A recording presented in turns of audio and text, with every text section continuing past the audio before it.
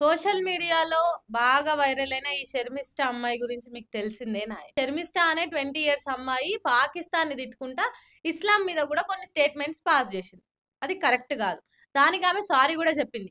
కానీ ఆమె చేసింది తప్పని చెప్పి హర్యానా పోయి ఈమెవరు మమతా బెనర్జీ పోలీసులు ఆ ప్రభుత్వము ఆమెను అరెస్ట్ చేసి తోలుకొని వచ్చిర్రు. ఇప్పుడు ఆమె మీద కేసు పెట్టింది ఎవడంటే ఆజాద్ ఖాన్. ఈ విషయం బయటకు వచ్చినాక వాడేమన్నా సక్కనోడా అని వాని గురించి ఎంక్వైరీ చేస్తే ఏంటంటే వాడేం సక్కనోడు కాదు.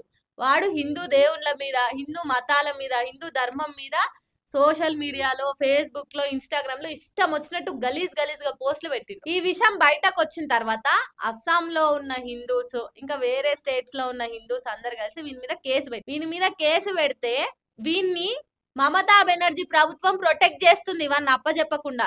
ఈ 20 ఇయర్స్ అమ్మాయి సారీ చెప్పినా కూడా తెలియకుండా ఆమె పొరపాటున స్టేట్మెంట్స్ పాస్ చేసింది కాబట్టి ఆమె సారీ చెప్పినా కూడా వినకుండా మమతా బెనర్జీ పోలీసులు పోయి ఆమెని హర్యానా నుంచి అరెస్ట్ చేసుకొని తీసుకొని వచ్చిర్రు.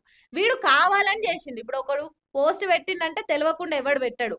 1, 2 అంటే ఏమని అనుకోవచ్చు. వాడు కంటిన్యూస్ గా హిందూ దేవుళ్ళని, హిందూ ధర్మాన్ని మొత్తం కించపరిచినట్టు మాట్లాడుకుంటా కొన్ని వందల పోస్టులు పెట్టిండు.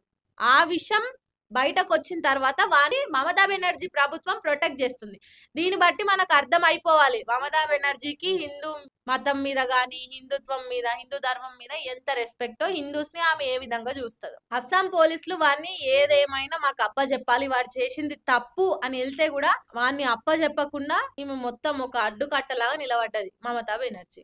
కానీ అస్సాం ముఖ్యమంత్రి హిమంత్ బిశ్వ శర్మ నేను అస్సలు ఊకునేదే లేదు. వాడు ఏదేమైనా హిందువులకు క్షమాపణ చెప్పాల్సిందే, వాడు అరెస్ట్ అయ్యి జైల్లో ఉండాల్సిందే అన్నట్టు వారు ఇంకా నడుస్తూనే ఉంది. సో సెక్యులరిజం అనేది 2 సైడ్స్ ఉండాలి. కానీ ఇదే సిచ్యువేషన్ మనం ఇప్పటి వరకు మాట్లాడుకుంది వెస్ట్ బెంగాల్, అస్సాం ఆ ఏరియా. కానీ ఇది తెలంగాణలో కూడా స్టార్ట్ అయ్యింది. దానికి ప్రూఫ్ నేను మీకు ఒక వీడియో చూపిస్తా.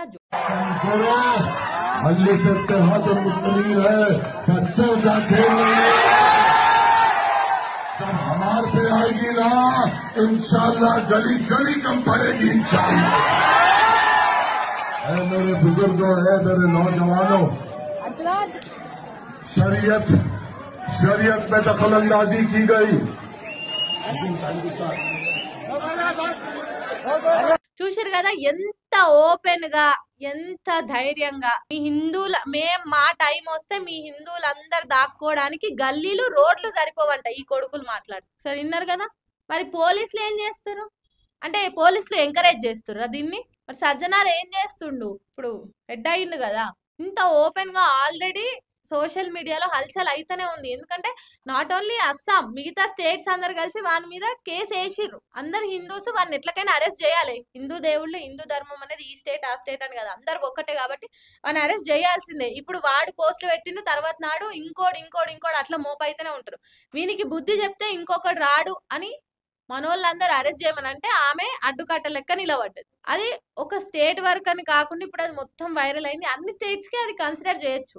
ఇప్పుడు డైరెక్ట్ మన తెలంగాణలో వాళ్ళు అంత ఓపెన్ గా సభ పెట్టి అంతమంది ముంగట కీకలు వీలలు వేసుకుంటా, ఇదేమి కొన్ని నెలల కింద జరిగింది కూడా కాదు, ఇది రీసెంట్ వీడియోనే. మరి పోలీసులు ఏం చేస్తారు? ఎంకరేజ్ చేస్తారా గొడవ జరగాలని? అదొక పర్సన్ కూడా కాదు, నాంపల్లి ఎంఐఎం ఎమ్మెల్యే ఆ మాటలు మాట్లాడింది. ఒక ఎమ్మెల్యే హోదాలో ఉండి ఎంఐఎం ఎమ్మెల్యే ఆ విధంగా మాట్లాడితే పోలీసులు ఏం చేస్తారు అంటే పొలిటికల్ లీడర్స్ కి వీళ్ళు తొత్తులు లెక్క వ్యవహరిస్తారా? ఇప్పుడు గొడవ జరగాలి, గొడవ జరిగితే ఏదో మీదికి గొడవ జరిగితే ఆపుదామని అన్ని పోలీసులు వచ్చారు, ఆ దాన్ని దింపినాం, ఈ వ్యాన్ని దింపినాం అంటారు. కానీ గొడవ జరిగిన తర్వాత వీళ్ళు ప్రొటెక్ట్ చేయడం కంటే గొడవ జరగకుండా వాళ్ళు చేసిన స్టేట్మెంట్స్ కి యాక్షన్ తీసుకుంటే ఇది ఇంకా రచ్చవ్వదు కదా. అనవసరంగా అమాయకుల పానాలు బలైతాయి. ఇప్పుడు ఎమ్మెల్యే స్టేట్మెంట్ పాస్ చేసిండు, వెళ్ళిపోయిండు, అయిపోయింది. తర్వాత ఎవరికి పుల్ల పెట్టిండాడు? ఇక్కడ హిందూస్ కి, అక్కడ ముస్లిమ్స్ కి. ఇక్కడ కొట్టుకొని చచ్చిపోయేది ఎవరు? మామూలు సామాన్య జనమే కదా. ఈ రాజకీయ హోదాలు, ఈ పోలీసులు వీళ్ళంతా మంచిగానే ఉంటారు, వాళ్ళదేం పోయేది ఉండదు. మనం కొట్టుక చావాలి. దీన్ని బట్టి జనాలు కూడా అర్థం చేసుకోవాలి ఎవరు పుల్ల పెడుతురు, ఎవరు రెచ్చగొడుతురు అనేది. ఒకటి రెచ్చగొట్టంగానే రెచ్చిపోతే అయిపోదు. పోలీసులు దీని మీద యాక్షన్ తీసుకోవాలి. లేదంటే ఓపెన్ గా చెప్పేసేయండి మేము దీన్ని ఎంకరేజ్ చేస్తున్నామని. సజ్జనార్ దీని గురించి ఆలోచించాలి. ఎప్పుడు చూడు సెలబ్రిటీలకు ఆల్రెడీ ఆయనకి వచ్చేసింది ఒక పేరు, సెలబ్రిటీ ఫేవర్ పోలీస్ అని. కాబట్టి సజ్జనారు సెలబ్రిటీ ఫేవర్ పోలీసులు అన్న మచ్చను తొలగించుకోవాలనుకుంటే దీని మీద మాట్లాడాలి, లేదంటే దీని మీద ఎలాంటి యాక్షన్ అయినా తీసుకోవాలి. లేకపోతే ఇది చాలా అంటే చాలా పెద్దగా అనవసరంగా అన్యాయంగా అమాయకుల ప్రాణాలు బలైతాయి.